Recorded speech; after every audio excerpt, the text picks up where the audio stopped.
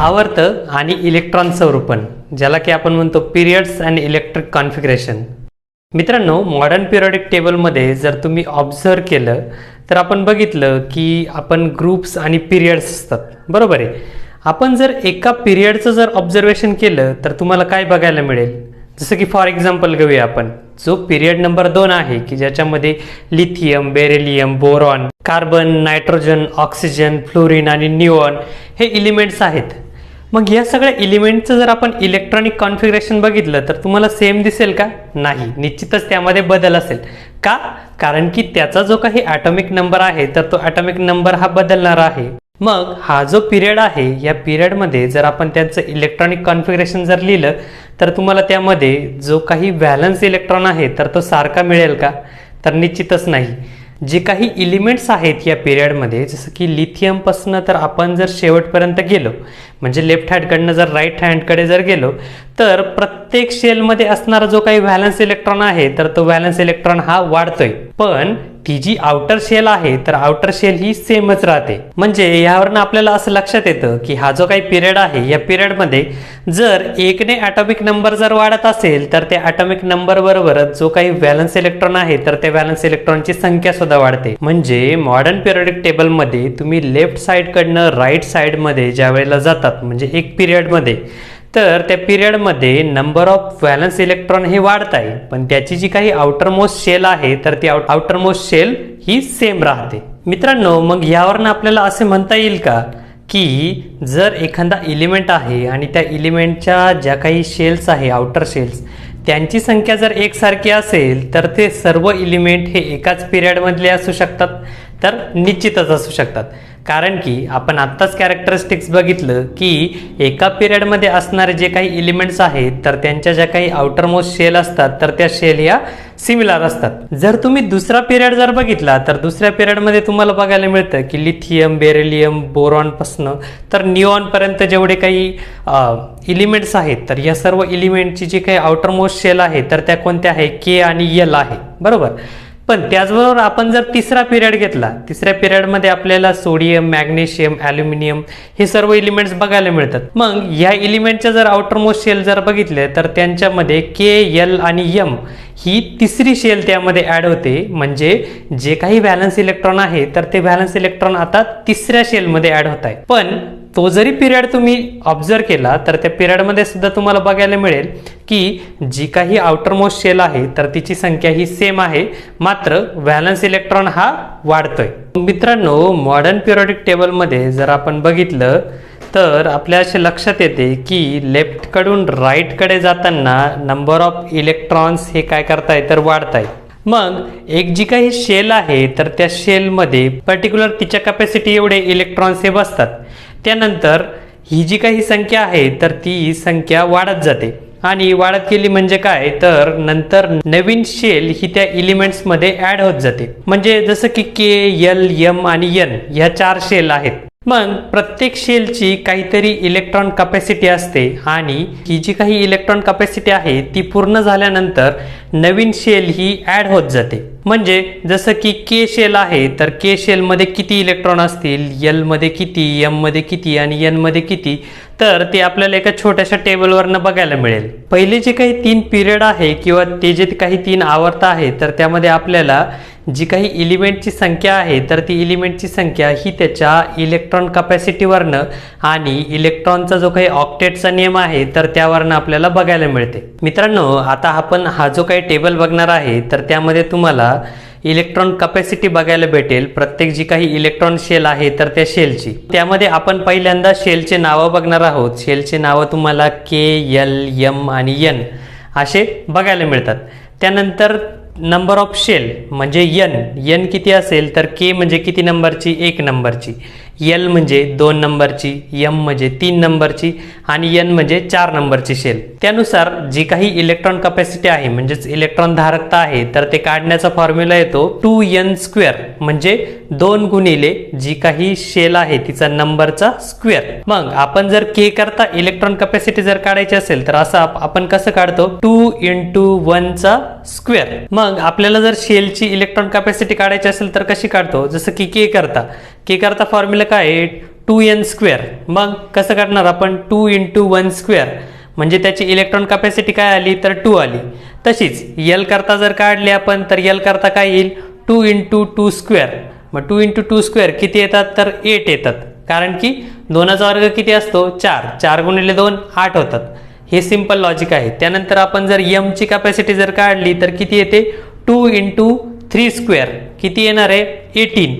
त्यानंतर आपण जर N ची काढली इलेक्ट्रॉन कॅपॅसिटी तर ते किती येईल 2 × 4² म्हणजे किती येईल तर 32. यानुसार आपण प्रत्येक शेलची इलेक्ट्रॉन कॅपॅसिटी ही काढू शकतो. इलेक्ट्रॉन होल्डिंग कॅपॅसिटीनुसार जर आपण बघितलं तर पहिला जो काही पिरियड आहे तर पहिल्या पिरियडमध्ये 2 एलिमेंट्स आहेत. त्यानंतर दुसरा जो काही पिरियड आहे तर दुसऱ्या पिरियडमध्ये आपल्याला 8 एलिमेंट्स बघायला मिळतात. त्याचनुसार आपण जर तिसरा पिरियड जर बघितला तर तिसऱ्या पिरियडमध्ये सुद्धा अष्टकांच्या नियमानुसार म्हणजेच ऑक्टेव्हच्या इलेक्ट्रॉनिक नियमानुसार आपल्याला 8च एलिमेंट्स हे त्या ठिकाणी बघायला मिळतात. या व्यतिरिक्त सुद्धा अजून काही फॅक्टर आहेत जे की पिरियडमध्ये इलेक्ट्रॉनचा जो काही भरणा आहे तर त्याला कंट्रोल करतात, पण ते आता आपल्याला शिकायचे नाहीये. आपण ते आपल्या जी काही नेक्स्ट स्टेप आहे म्हणजे 11th आहे तर 11th तुम्हाला ते शिकायला मिळेल. आपण जर एखाद्या पर्टिक्युलर एलिमेंटची केमिकल रिॲक्टिव्हिटी म्हणजेच रासायनिक अभिक्रियाशीलता जर बघितली तर ती आपल्याला कशावरनं कळते तर ती आपल्याला कळते की त्या एलिमेंट्समध्ये किती व्हॅलन्स इलेक्ट्रॉन आहे आणि ते व्हॅलन्स इलेक्ट्रॉन कोणत्या शेलमध्ये आहे तर ह्यावरनं त्या एलिमेंटची केमिकल रिॲक्टिव्हिटी ठरते. मग मॉडर्न जो काही पिरियडिक टेबल आहे तर मॉडर्न पिरियडिक टेबलमध्ये आपल्याला हे जे काही व्हॅलन्स इलेक्ट्रॉन आणि जे काही व्हॅलन्स शेल आहे तर त्या स्पष्टपणे जे काही पिरियड आणि ग्रुप्स दिलेले आहेत तर त्यावरनं आपल्याला कळून येते. म्हणून जो काही मॉडर्न पिरियडिक टेबल आहे तर हा खूप जास्त हेल्प करतो हे सगळे एलिमेंट्स असतील तर या एलिमेंटच्या अभ्यासामध्ये. आधुनिक आवर्त सारणीतील आवर्तिकल किंवा ज्यालाच आपण म्हणतो periodic trends in modern periodic table. मित्रांनो, एखादा जो काही पिरियड आहे किंवा एखादा जो काही ग्रुप आहे तर त्यांच्या ज्या काही प्रॉपर्टीज आहेत त्या प्रॉपर्टी जर आपण कम्पेअर केल्या तर कम्पेअर केल्यानंतर आपल्याला दिसून येतं की त्यांच्यामध्ये असणारे जे काही बदल आहे जे काही व्हॅरिएशन्स आहे तर त्यांमध्ये आपल्याला रेग्युलरिटी म्हणजेच नियमितता दिसून येते. ही जी काही नियमितता आहे यालाच आपण आधुनिक आवर्त सारणीतील आवर्तिकल किंवा periodic trends in modern periodic table असेही म्हणतो. आपला हा जो काही चॅप्टर आहे तर या चॅप्टरमध्ये आपल्याला फक्त 3च जे काही ट्रेंड आहे तर ते बघायचे आहे. त्यामध्ये पहिला येतो ते म्हणजे मूलद्रव्यांची संयुजा की ज्याला आपण व्हॅलन्सी असे म्हणतो. त्यानंतर येते अणु आकारमान की ज्याला आपण ॲटॉमिक साईज असे म्हणतो. आणि जे काही मेटल्स आणि नॉन मेटल आहे तर त्यांच्यातील जे गुणधर्म म्हणजे धातू आणि अधातूंमधील जे काही कॅरेक्टर्स आहेत तर ते आपण बघणार आहोत. संयुजा किंवा व्हॅलन्सी. मित्रांनो, व्हॅलन्सी म्हणजे काय किंवा व्हॅलन्स इलेक्ट्रॉन म्हणजे काय तर हे तुम्ही मागील इयत्तेमध्ये शिकला आहात. आपण जर एखाद्या एलिमेंटच्या व्हॅलन्सीच्या बाबतीत जर बोलायचं झालं तर आपण कसं म्हणतो की एखादा जो काही ॲटम असेल त्या ॲटमची जी आउटरमोस्ट शेल आहे तर त्या आउटरमोस्ट शेलमध्ये किती नंबर ऑफ इलेक्ट्रॉन प्रेझेंट आहे तेवढे नंबर ऑफ इलेक्ट्रॉन म्हणजे काय तर तो जो काही ॲटम आहे तर त्या ॲटमचे व्हॅलन्स इलेक्ट्रॉन आपण त्याला म्हणत असतो आणि त्यावरनच तो जो काही ॲटम आहे तर त्याची व्हॅलन्सी ठरते. जसं की आपण एक एक्झाम्पल घेऊया पोटॅशियम. तर पोटॅशियमचा जो काही ॲटॉमिक नंबर आहे तर तो आहे 19 आणि 19ला जर आपण व्हॅलन्स शेलमध्ये जर डिवाइड केलं तर कशा बसतात व्हॅलन्स शेल तर 2, 8, 8 आणि शेवटच्या शेलमध्ये उरतो 1 इलेक्ट्रॉन. म्हणजे तो जो काही राहिलेला शेवटचा 1 इलेक्ट्रॉन म्हणजे काय तर जो पोटॅशियम आहे तर पोटॅशियमची व्हॅलन्सी किती आहे तर 1, कारण की त्याच्या आउटरमोस्ट शेलमध्ये शिल्लक राहणारा जो काही व्हॅलन्स इलेक्ट्रॉन आहे तर तो फक्त 1च आहे. तर अशा प्रकारे आपण एखाद्या एलिमेंटची व्हॅलन्सी ही काउंट करू शकतो. अणु आकारमान किंवा त्याला आपण ॲटॉमिक साईज असेही म्हणतो. मित्रांनो, मागच्या ज्या काही तुमच्या इयत्ता होत्या तर त्यामध्ये तुम्ही बघितलं की जे काही अणु आकारमान आहे किंवा ॲटॉमिक साईज आहे तर ही एक बेसिक प्रॉपर्टीज आहे मॅटरची म्हणजेच द्रवाची, बरोबर.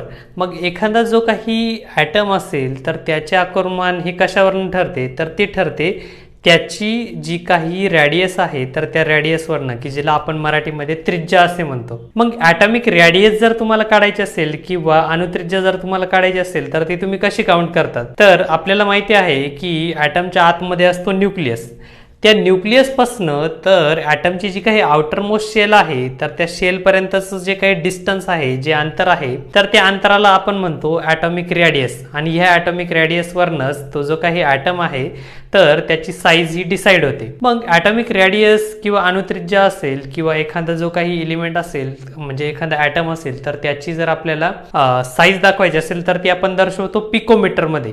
आता पिकोमीटर हे नॅनोमीटरपेक्षा सुद्धा स्मॉल असणारं युनिट आहे. मग पिकोमीटर म्हणजे कसं की 1 picometre is equal to 10⁻⁻12 metre इतकं ते डिस्टन्स आपल्याला बघायला मिळेल. मित्रांनो, शेजारी तुम्हाला काही एलिमेंट्स दिलेले आहेत आणि त्या एलिमेंट सोबतच त्यांचं जी काही ॲटॉमिक रेडाय आहे तर ती पण तुम्हाला पिकोमीटरमध्ये दिसते. जसं की ऑक्सिजन आहे तर ऑक्सिजनची ॲटॉमिक रेडियस आहे 66. त्यानंतर आहे बोरॉन, बोरॉनची आहे 88. त्यानंतर येतं आहे कार्बन, कार्बनची आहे 77. त्यानंतर आहे नायट्रोजन, नायट्रोजनचे आहे 74. त्यानंतर येतं आहे बेरिलियम, बेरिलियमचं आहे 111. आणि लास्टला येतं आहे लिथियम, तर लिथियमचं जी काही ॲटॉमिक रेडाय आहे तर ती आहे 152. मित्रांनो, तुम्ही जर पिरियोडिक टेबलमध्ये ऑब्झर्वेशन केलं एका पिरियडचं तर त्या पिरियडमध्ये तुम्हाला बघायला मिळेल की जसजसं आपण पिरियडमध्ये लेफ्ट साईडकडनं राईट साईडकडे जातोय तसतसं जो काही ॲटम आहे किंवा जो काही एलिमेंट आहे तर त्याची ॲटॉमिक रेडियस ही कमी कमी होत जाते. मग का कमी होते किंवा याच्या मागे काय रिझन असेल तर याच्या मागे सिंपलचं रिझन आहे. आपण पिरियोडिक टेबलमध्ये बघितलं की ज्याप्रमाणे आपण लेफ्ट साईडकडनं राईट साईडकडे जातो तर लेफ्टकडनं राईटकडे जात असताना ॲटॉमिक नंबर हा वाढत जातोय म्हणजे इन्क्रीजिंग ऑर्डरमध्ये आहे. मग ॲटॉमिक नंबर वाढणं म्हणजे काय तर जी काही व्हॅलन्स शेल आहे शेवटची म्हणजे ॲटमची जी लास्टची सेल असेल तर तिच्यामध्ये एक एक इलेक्ट्रॉन हा काय होणार आहे तर ॲड होत जाणार आहे. पण आपण बघतो की पिरियडमध्ये काय होतं, पिरियडमध्ये फक्त व्हॅलन्स इलेक्ट्रॉन वाढतो पण आउटर मोस्ट शेल काय असते तर ती तसेच असते. याचा अर्थ काय झाला की जो काही न्यूक्लियस असेल तर त्या न्यूक्लियसवरती जो काही धनप्रभार आहे किंवा पॉझिटिव्ह चार्ज आहे तर तो पॉझिटिव्ह चार्ज हा वाढतोय. म्हणजे ज्याप्रमाणे एक एक इलेक्ट्रॉन ऍड होईल त्याप्रमाणे एक एक पॉझिटिव्ह चार्ज हा वाढत जाईल. आणि त्यामुळे काय होतं की न्यूक्लियस आणि जी काही आउटर शेल आहे तर या दोघांमध्ये अट्रॅक्शन फोर्स हा वाढतो. आणि त्या अट्रॅक्शन फोर्समुळे काय होतं की जो काही इलेक्ट्रॉन असेल तर त्याची ॲटॉमिक रेडियस ही ऑटोमॅटिकली कमी कमी होत जाते. कारण की आउटर मोस्ट शेल वाढत नाहीये तर तिच्यावरती असणारे पॉझिटिव्ह चार्जेस असतात तर ते चार्ज वाढत आहे. म्हणून जसजसं आपण पिरियोडिक टेबलमध्ये लेफ्टकडनं राईटकडे जातो तसतसं जो काही ॲटम असेल तर त्याची ॲटॉमिक रेडियस किंवा ॲटॉमिक साईज ही कमी कमी होत जाते. फॉर एक्झाम्पल आपल्याला बघायला मिळेल की पोटॅशियमची जी काही ॲटॉमिक रेडियस आहे तर ती आहे 231 पिकोमीटर. त्यानंतर सोडियम आहे तर तिचे आहे 186 पिकोमीटर. रुबिडियम असेल तर रुबिडियमचे आहे 244 पिकोमीटर. त्यानंतर सीसीएम आहे 262 पिकोमीटर. आणि त्याचप्रमाणे लिथियम जो आहे तर लिथियमची ॲटॉमिक रेडियस आपल्याला बघायला मिळते 152 पिकोमीटर. मग आत्तापर्यंत आपण बघितलं पिरियडच्या बाबतीत. हेच जर तुम्ही पिरियोडिक टेबलमध्ये ग्रुपच्या बाबतीत जर बघितलं तर काय होईल, आपण जर एक ग्रुप घेतला त्या ग्रुपमध्ये जर आपण बघितलं तर ग्रुपमध्ये जसजसं आपण खाली जाऊ तसतसं जो काही ॲटम असेल तर त्याची ॲटॉमिक साईज ही इन्क्रीज होत जाते. मग आता त्यामागचं काय रिझन असेल तर जसं की पिरियडमध्ये होतं, पिरियडमध्ये काय होतं की इलेक्ट्रॉन वाढत होता पण शेल वाढत नव्हती. पण आपण ग्रुपमध्ये काय कॅरेक्टर बघितलं की ग्रुपमध्ये ज्याप्रमाणे इलेक्ट्रॉन वाढत आहे त्याप्रमाणे इलेक्ट्रॉन शेल सुद्धा इन्क्रीज होत आहे. मग आपण ॲटॉमिक रेडियस कशाला म्हणतो तर ॲटॉमिक रेडियस म्हणजे न्यूक्लियसपासून आउटरमोस्ट शेलचं जे काही डिस्टन्स आहे तर त्याला आपण ॲटॉमिक रेडियस असे म्हणतो. मग आपण ग्रुपमध्ये जसजसं वरच्या एलिमेंटकडनं खालच्या एलिमेंटकडे जातो तर तसतसं आपल्याला दिसतं की आउटरमोस्ट शेल ही 1 बाय 1 काय होते तर इन्क्रीज होते.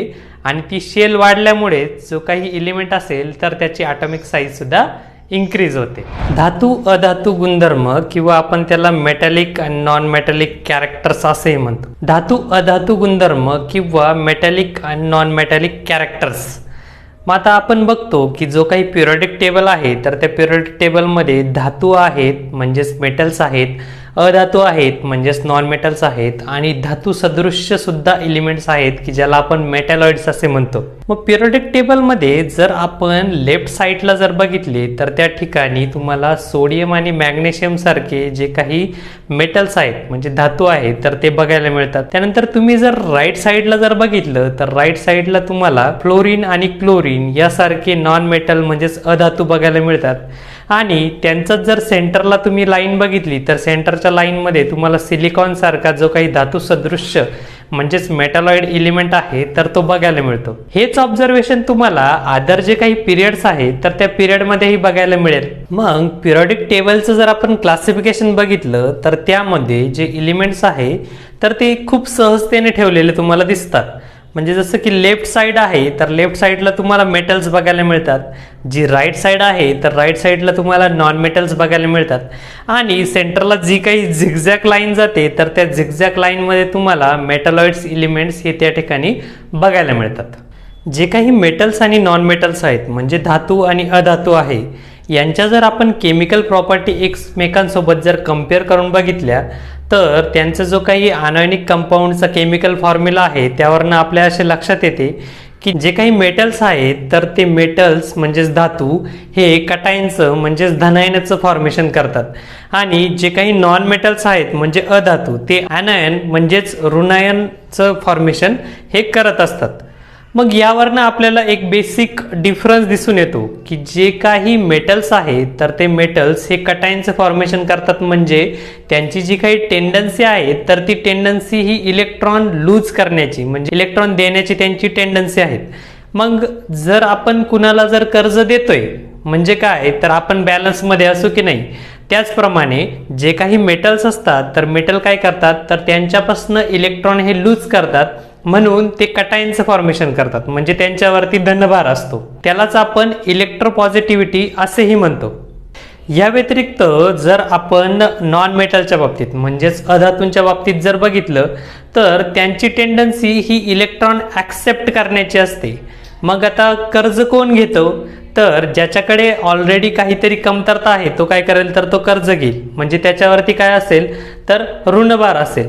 म्हणजे जे काही नॉन मेटल्स आहेत अधातू आहेत तर त्यांची टेंडन्सी कशी असते जे धातूने दिलेले मेटल्स असतात तर ते ॲक्सेप्ट करतात आणि त्यांच्यावरती ऋणभार हा तयार करतो. त्यालाच आपण इलेक्ट्रोनिगेटिव्हिटी असेही म्हणतो. याआधीच आपण राजवायूंच्या म्हणजेच नोबल गॅसच्या बाबतीत पाहिलं आहे की नोबल गॅसमध्ये जे काही आयन्सचं इलेक्ट्रॉनिक कॉन्फिगरेशन असतं तर ते स्टेबल असतं. मग आपण ॲटमच्या बाबतीत जर बघितलं तर ही जी काही इलेक्ट्रॉन देण्याची किंवा घेण्याची म्हणजे इलेक्ट्रॉन लूज करण्याची किंवा ॲक्सेप्ट करण्याची जी काही कॅपॅसिटी आहे किंवा जी काही टेंडन्सी आहे तर ती कशावरून ठरते असं वाटतं तुम्हाला? आपण जर एक ॲटम बघितला आणि त्या ॲटमच्या अवतीभोवती आपण बघतो की इलेक्ट्रॉन्स असतात तर ते इलेक्ट्रॉन हे त्या ॲटमचा जो काही पॉझिटिव्हली चार्ज न्यूक्लियस आहे तर त्या न्यूक्लियसने त्यांच्यावरती टाकलेला जो काही अट्रॅक्टिव्ह फोर्स आहे तर त्याने ते इलेक्ट्रॉन धरून ठेवलेले असतात. मग तुम्ही जर इलेक्ट्रॉनच्या बाबतीत जर बघितलं तर ॲटमचा जो काही न्यूक्लियस आहे न्यूक्लियस आणि जी काही व्हॅलन्स शेल आहे म्हणजेच आउटर शेल तर या आउटर शेलच्या आतमध्ये तुम्हाला हे इलेक्ट्रॉन अट्रॅक्टिव्ह फोर्सने धरून ठेवलेले दिसतात. म्हणजे काय तर तुम्हाला असं म्हणता येईल की न्यूक्लियसचा जास्तीत जास्त अट्रॅक्टिव्ह फोर्स हा आउटर शेल्स आणि जे काही न्यूक्लियस आहे त्याच्या आतमधल्या इलेक्ट्रॉन्सवरती असेल. मग आपण हे जर व्हॅलन्स शेलमधल्या इलेक्ट्रॉनच्या बाबतीत जर बघितलं तर ते तुम्हाला थोडंसं कमी दिसेल. म्हणजे कसं की जी काही व्हॅलन्स शेल आहे तिच्यावरती जो काही अट्रॅक्टिव्ह फोर्स असतो पॉझिटिव्हली चार्ज न्यूक्लियसचा ॲज कम्पेअर टू द जे काही इलेक्ट्रॉन प्रेझेंट आहे आतल्या शेल्समध्ये तर त्याच्या बाबतीत त्याचं कम्पॅरिझन जर केलं तर आपल्याला बघायला मिळतं की तो फोर्स किंवा तो जो काही चार्ज आहे तर तो चार्ज व्हॅलन्स इलेक्ट्रॉनवरती आपल्याला कमी बघायला मिळेल. मग एलिमेंटच्या बाबतीत जर तुम्ही बघितलं तर एलिमेंटच्या ज्या आउटरमोस्ट शेल आहे तर त्या आउटरमोस्ट शेलमध्ये तुम्हाला किती इलेक्ट्रॉन दिसतात किंवा किती व्हॅलन्स इलेक्ट्रॉन असतात तर जास्तीत जास्त 1 ते 3 व्हॅलन्स इलेक्ट्रॉन असतात. ही एक प्रॉपर्टी झाली. दुसरी प्रॉपर्टी म्हणजे काय तर जो काही न्यूक्लिअर चार्ज आहे व्हॅलन्स इलेक्ट्रॉनवरती तर तो ऑलरेडी मेटल्समध्ये म्हणजे जे काही धातू आहेत तर त्यामध्ये कमी आहे. ह्या दोघं ज्या प्रॉपर्टी आहे त्यांचं कॉम्बिनेशन म्हणजे काय तर त्यामुळे जे काही मेटल्स आहेत तर त्यांची टेंडन्सी ही इलेक्ट्रॉन देऊन कटायन तयार करण्याची असते आणि त्यामुळे त्यांची जी काही टेंडन्सी आहे तर ते नोबल गॅसचं स्टेबल कॉन्फिगरेशन बनवण्यात ते यशस्वी होतात. मग एलिमेंटची ही जी काही टेंडन्सी आहे इलेक्ट्रॉन देऊन कटायन तयार करण्याची किंवा धनप्रभार घेण्याची, तर ह्या टेंडन्सीलाच आपण त्या पर्टिक्युलर एलिमेंटचा मेटॅलिक कॅरेक्टर म्हणजेच धातू गुणधर्म असेही म्हणतो. मॉडर्न पिरियडिक टेबलमध्ये जर आपण मेटल्सची पोझिशन बघितली तर त्या मेटलच्या पोझिशनवरनं आपल्या असे लक्षात येते की त्यांचा जो काही मेटॅलिक कॅरेक्टरचा पिरियडिक ट्रेंड आहे तर तो त्यांनी त्या ठिकाणी सेट केलेला आपल्याला दिसतोय. आपण जर एकाच ग्रुपमधील मेटॅलिक एलिमेंट जर बघितले तर आपल्याला असं बघायला मिळतं की त्या ग्रुपमध्ये आपण जसं वरून खालीपर्यंत जातो तर त्या ठिकाणी आपल्याला काय मिळेल की एक एक व्हॅलन्स शेल काय होते तर ॲड होत जाते. हे कॅरेक्टर आपण आधी पण बघितलंय. मग व्हॅलन्स शेल ॲड होते म्हणजे काय, तर जो काही न्यूक्लियस आहे आणि जो व्हॅलन्स इलेक्ट्रॉन आहे तर या दोघांमधला डिस्टन्स सुद्धा काय होतोय तर इन्क्रीज होतोय. म्हणजेच काय, तर जो काही केंद्रकीय प्रभार आहे म्हणजे जे न्यूक्लिअर चार्जेस आहे तर तो न्यूक्लिअर चार्ज काय होतोय तर तो कमी होतोय. कुठला, व्हॅलन्स इलेक्ट्रॉनवरला. व्हॅलन्स इलेक्ट्रॉनवरला न्यूक्लिअर चार्ज जर कमी झाला म्हणजेच काय, तर त्याची जी काही इलेक्ट्रॉन लूज करण्याची टेंडन्सी आहे तर ती इलेक्ट्रॉन लूज करण्याची टेंडन्सी सुद्धा वाढते त्या ठिकाणी. मग आता हे जे काही मेटल्स आहे तर मेटलची इलेक्ट्रॉन लूज करण्याची टेंडन्सी आपण बघितली. मग मेटलने इलेक्ट्रॉन लूज केल्यानंतर जी काही आउटरमोस्ट शेल आहे किंवा मग जी काही पेनल्टिमेट शेल आहे तर तीच बाह्यतम ठरते, बरोबर आहे. मग ही जी काही पेनल्टिमेट शेल आहे तर त्या शेलमध्ये ऑलरेडी तिचं ऑक्टेट हे कम्प्लीट असतं. ऑक्टेट कम्प्लीट असल्यामुळे जो काही ॲटम आहे तर तो ॲटमकडे त्याचं स्टेबल इलेक्ट्रॉनिक कॉन्फिगरेशन असतं आणि या कॉन्फिगरेशनमुळे परत त्याची जी काही इलेक्ट्रॉन लूज करण्याची कॅपॅसिटी असते किंवा टेंडन्सी असते तर ती अजून वाढते. हेच म्हणजे काय, तर जे काही मेटल्स आहे तर हेच त्या ॲटमचं मेटॅलिक कॅरेक्टर किंवा धातू गुणधर्म आहे. मग आपण पिरियडिक टेबलमध्ये जसं वरून खालीपर्यंत येतो एका ग्रुपमध्ये तर वरून खालीपर्यंत येत असताना त्याचा जो काही मेटॅलिक कॅरेक्टर किंवा जो काही धातू गुणधर्म आहे तर तो वाढत जाण्याकडे आपल्याला त्याचा कल दिसतो. हेच जर आपण एका पिरियडच्या बाबतीत बघितलं तर पिरियडच्या बाबतीत काय होतं की जे काही एलिमेंट्स असतात तर त्या एलिमेंट्समध्ये व्हॅलन्स इलेक्ट्रॉन हा तर वाढत जातोय पण जी व्हॅलन्स शेल आहे तर ती व्हॅलन्स शेल काय असते तर सिमिलर असते. मग आपण बघितलं की जसजसा व्हॅलन्स इलेक्ट्रॉन वाढेल तसतसा जो काही न्यूक्लिअर चार्ज आहे किंवा पॉझिटिव्ह चार्ज आहे तर तो काय करतोय तर त्या इलेक्ट्रॉनला पकडून ठेवतोय, बरोबर आहे. मग आता ते जे काही इलेक्ट्रॉन आहे तर त्यांना त्याने अट्रॅक्ट करून ठेवल्यामुळे त्याची जी काही इलेक्ट्रॉन लूज करण्याची टेंडन्सी आहे तर इलेक्ट्रॉन लूज करण्याची टेंडन्सी पण काय होते कमी होते. म्हणजेच काय, आपण जर पिरियडिक टेबलमध्ये जर लेफ्टकडून राईटकडे जर गेलो एका पिरियडमध्ये तर आपल्याला बघायला मिळतं की जो काही मेटॅलिक कॅरेक्टर आहे किंवा धातू गुणधर्म आहे तर तो आपल्याला कमी कमी होत जाताना त्या ठिकाणी दिसून येतो. त्याचप्रमाणे आपण जर एका पिरियडमध्ये जर बघितलं पिरियडिक टेबलमध्ये तर आपल्याला बघायला मिळेल की पिरियडिक टेबलमध्ये आपण काय बघतो की व्हॅलन्स इलेक्ट्रॉन जो आहे तर व्हॅलन्स इलेक्ट्रॉन काय होतोय ॲड होत जातोय. पण जी व्हॅलन्स शेल आहे तर व्हॅलन्स शेल कशी राहते, सेम राहते. म्हणजे जो काही न्यूक्लिअर चार्ज आहे तर तो न्यूक्लिअर चार्ज हा वाढत जातोय. म्हणजे न्यूक्लियसवरती पॉझिटिव्ह चार्जेस काय होत आहे तर वाढत आहे आणि त्यामुळे जे इलेक्ट्रॉन असतील तर ते इलेक्ट्रॉन हे अट्रॅक्टिव्ह फोर्समुळे जास्त अट्रॅक्ट असतात आणि त्यामुळे तो जो ॲटम असेल तर त्याची जी ॲटॉमिक साईज असते किंवा त्याची जी काही रेडियस असते ॲटॉमिक रेडियस तर ती पण कमी असते. मग त्यामुळे काय होतं की न्यूक्लिअर चार्जमुळे आणि त्याच्या कमी ॲटॉमिक साईजमुळे त्याची जी काही इलेक्ट्रॉन लूज करण्याची टेंडन्सी आहे तर ती पण कमी होते. म्हणजे आपल्याला असं बघायला मिळतं की आपण पिरियडिक टेबलमध्ये जसं लेफ्ट साईडकडून राईट साईडकडे जाऊ मेटल्समध्ये तर त्या ठिकाणी तुम्हाला मेटॅलिक कॅरेक्टर म्हणजेच धातू गुणधर्म हा कमी झालेला दिसतो. मग या ठिकाणी आपल्याला दोन फॅक्टर हे इम्पॉर्टंट दिसून येतात. एक म्हणजे न्यूक्लिअर चार्ज की ज्याला आपण केंद्रकीय प्रभार असे म्हणतो आणि दुसरा म्हणजे ॲटॉमिक रेडियस की ज्याला अणुत्रिज्या असे म्हणतो. आपण जर बघितलं तर पिरियडमध्ये न्यूक्लिअर चार्ज हा वाढत जातोय आणि जी काही ॲटॉमिक रेडियस आहे तर ती काय होते तर कमी होत जाते. याचा परिणाम काय होतोय तर जे काही इलेक्ट्रॉन असतात तर त्या इलेक्ट्रॉन आणि न्यूक्लियसमध्ये जो काही अट्रॅक्टिव्ह फोर्स आहे तर तो अट्रॅक्टिव्ह फोर्स हा वाढत जातोय. म्हणजेच काय, त्याच्या आउटर व्हॅलन्स शेलमध्ये जर कमी इलेक्ट्रॉन असले तर बाहेरून येणारे इलेक्ट्रॉन ॲक्सेप्ट करण्याची किंवा ते इलेक्ट्रॉन गेन करण्याची टेंडन्सी त्या ॲटमकडे असते. ही जी काही टेंडन्सी आहे इलेक्ट्रॉन ॲक्सेप्ट करण्याची, तर तिला आपण इलेक्ट्रोनिगेटिव्हिटी म्हणजेच विद्युत ऋणता असे म्हणतो. आणि ह्या विद्युत ऋणतेमुळे जो काही ॲटम आहे तर तो ॲनायनचं फॉर्मेशन करतो. म्हणजेच त्याच्यावरती काय येणार आहे, तर त्याच्यावरती निगेटिव्ह चार्ज येणार आहे. मग पिरियडिक टेबलमध्ये जर आपण लेफ्ट साईडकडून राईट साईडकडे जर गेलो तर आपल्याला बघायला मिळते की ते जे काही नॉन मेटल्स आहेत किंवा अधातू आहे, तर ह्या अधातूंमध्ये इलेक्ट्रोनिगेटिव्हिटी ही इन्क्रीज आहे.